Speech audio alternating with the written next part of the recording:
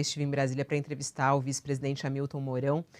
Me chamou bastante atenção durante toda a entrevista as alfinetadinhas que ele deu ali ao presidente Jair Bolsonaro. Não é novidade, ele mesmo falou, já tivemos algumas discussões, temos muitas divergências, inclusive essa em relação ao orçamento secreto, né? Que, como a gente ouviu antes aqui na abertura do programa, ele fazendo uma comparação com o mensalão. Diz que não é igual porque o mensalão era dinheiro vivo, né? Mas aí depois ele explicou que o orçamento secreto é algo que não tem transparência nenhuma, que tira também poder do executivo.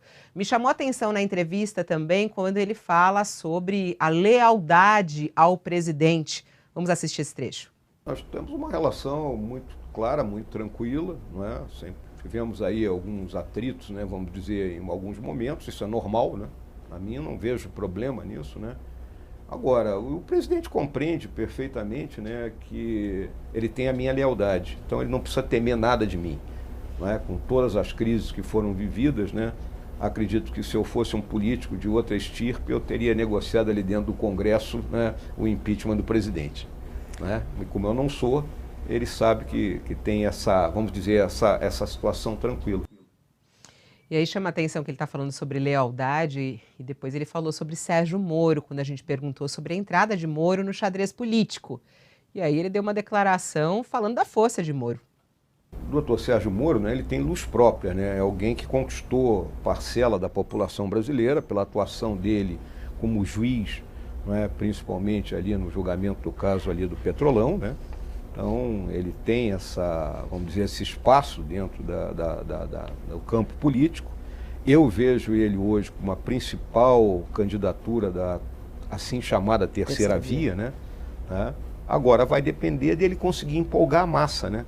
O Moro, eu tenho certeza, ele empolga uma parcela esclarecida da população, mas hoje quem empolga a massa, na minha visão, são só duas pessoas, é Bolsonaro e Lula. Queria saber sua análise aí dessa fala, dessa postura do vice-presidente. Fabíola, essa entrevista que você fez ali com a nossa colunista Carla Araújo foi muito elucidativa. O Bolsonaro já comparou o vice a um cunhado. Ele disse que você casa e tem que aturar, não pode mandar embora. Num instante em que o presidente negocia o seu futuro com o PP e o PL, no pressuposto de que um dos partidos do Centrão vai oferecer abrigo para sua candidatura à reeleição e o outro vai indicar o candidato a segundo da chapa, o número 2 da chapa, essa entrevista do Hamilton Mourão, ela vale como um aviso. Brigar com o vice é ruim. Agora, desprezar o vice pode ser fatal. O Mourão disse que, se quisesse, ele poderia ter articulado a deposição do Bolsonaro. Crise não faltou. Tem um momento ali que ele disse, se eu fosse um político de outra estirpe, eu teria negociado ali dentro do Congresso um impeachment do presidente. A história mostra que, de fato, brigar com o vice é coisa muito arriscada. Na ditadura, o general João Batista Figueiredo brigou com o vice. Ele deixou o Planalto pela porta dos fundos e o Aureliano Chaves, que era o seu vice, virou ministro do governo Sarney numa equipe escalada pelo Tancredo Neves. Na democracia, o Fernando Collor e a Dilma Rousseff também brigaram com seus vices. Ambos foram depostos. Assumiram o trono o Itamar Franco, no caso do Collor, e o Michel Temer, com ares de conspiração, no caso da Dilma.